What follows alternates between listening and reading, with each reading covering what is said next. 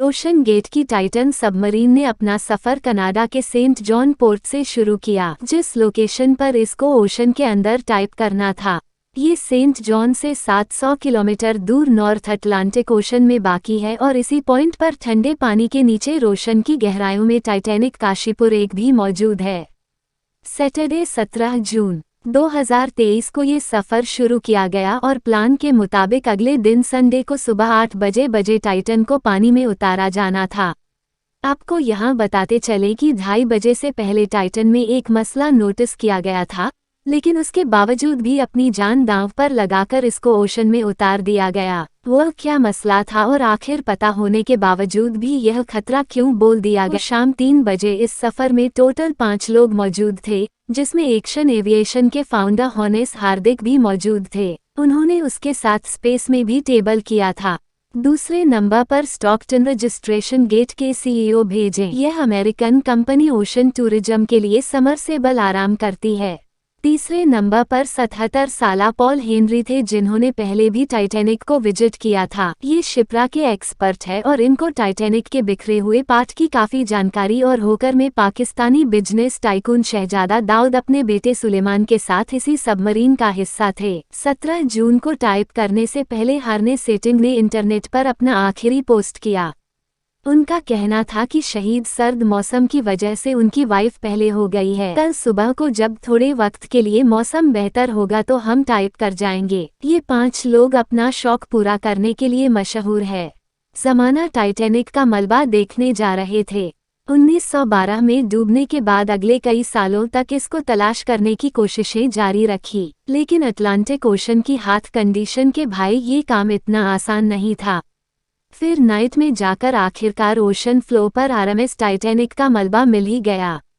Titanic अपने पीछे इतने सवालात छोड़कर गई थी कि अब इनके जवाब तलाश करने का वक्त आ चुका था। दर्जनों एक्सपीडिशंस अरेंज किए गए, जिसमें अलग अलग कंट्री, इसके एक्सपर्ट और रिसर्च ने टाइटैनिक शिप का रुख किया। कैनेडियन फिल्ममेकर जेम्स कैमरन ने 1995 में टाइटैनिक के मलबे के दर्जनों दौरे की और फिर 1997 में टाइटैनिक मूवी रिलीज की गई। रही सही कसर टाइटैनिक मूवी की कामयाबी ने पूरी कर दी।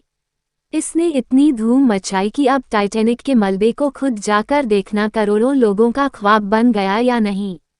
ये काम अब सिर्फ रिसर्च के मकसद तक ही महदूद नहीं, बल्कि सिर्फ वेबसाइट पर टूरिस्ट भी जाना शुरू होगा।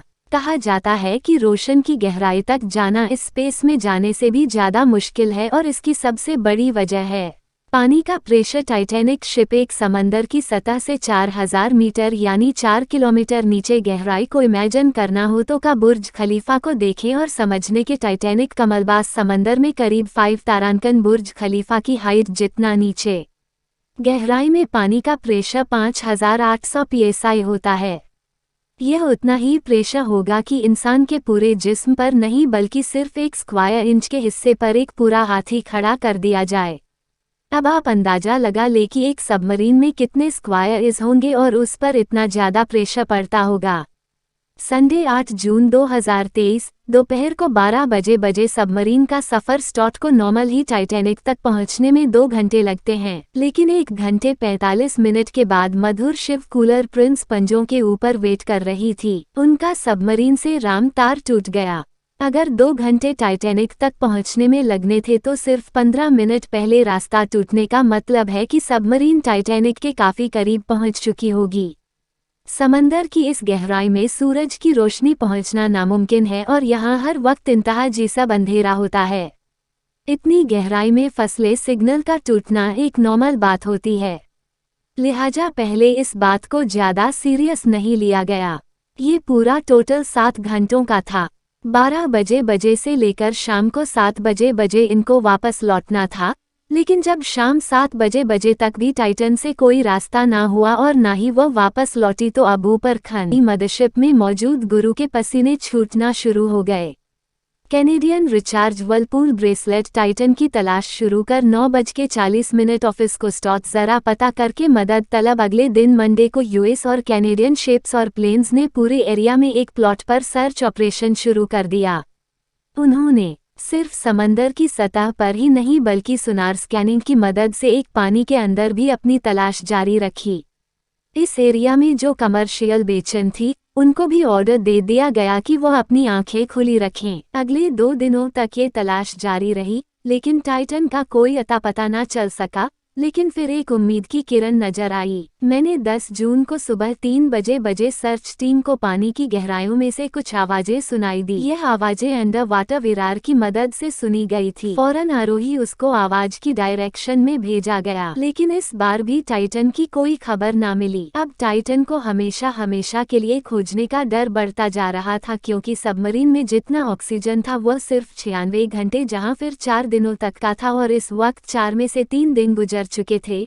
लेकिन जो इस कनाडा और फ्रांस की सर्च टीम्स ने हिम्मत नहीं हारी। थर्सडे 22 जून को दोपहर 12 बजे आरोही इसको टाइटैनिक के मलबे के पास भेजा गया। वहां पहुंचकर जो देखा गया वह वाकई एक दिल दहला देने वाला मंजर था। 3:48 PM पर आरोपी, जो कि टाइटैनिक के पास पहुंच चुकी थी, उसने टाइटन की दुम का एक हिस्सा टाइटैनिक से सिर्फ 16 फीट दूर पड़ा हुआ मिला, जो देखने गई थी। टाइटैनिक के मलबे को उसका मलबा ही पूरी दुनिया में हेडलाइंस बनकर इसका सिर्फ एक ही मतलब है कि सबमरीन पानी का प्रेशर बर्दाश्त ना कर सके और समंदर की गहराइयों में ही फट गई। इस खबर ने पूरी दुनिया में जैसे हलचल सी मचा दी। रोशन गेट की सेफ्टी पर कई सवाल खड़े किए जाने लगे। गेट के CEO डॉक्टर अंजू के खुद इस वाक्य में अपनी जान गंवा बैठे हैं। उन्होंने 2021 में कहा था कि वह जानते हैं कि उन्होंने टाइटन को बनाते वक्त कुछ लोग जुड़े हैं, क्योंकि उन्होंने टाइटल को 16 से नहीं बल्कि एविएशन ग्रेड कार्बन फाइबर से बनाया है और वह इस इंडस्ट्री में कुछ नई इनोवेशंस करना चाहते थे। तभी इस टीम को रिप्लेस करके कार्बन फाइबर का इस्तेमाल किया गया था। पहली बार लॉन्च से पहले टाइटल को 5000 से 10,000 PSI के प्रेशर पर टेस्ट भी किया गया,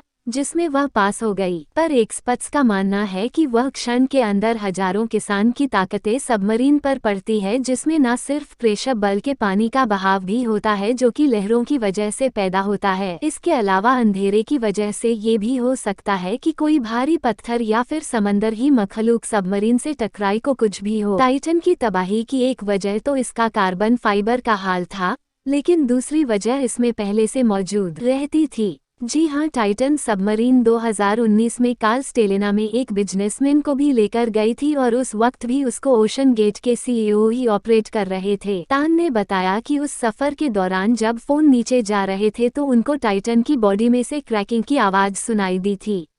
उन्होंने इस पर ज्यादा ध्यान नहीं दिया।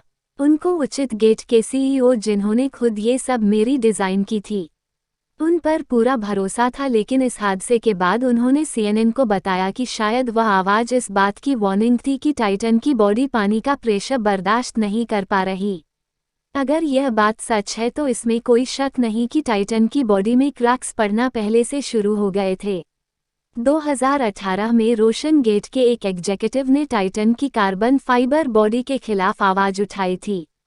उनका कहना था कि यह मसला सबमरीन के फटने से सिर्फ चंद मिलीसेकंड पहले पता पड़ेगा, और हकीकत में भी ऐसा ही हुआ जिस गहराई में टाइटल फटी है। एक्सपर्ट्स का कहना है उसको फटने में सिर्फ 0.3 सेकंड लगे होंगे।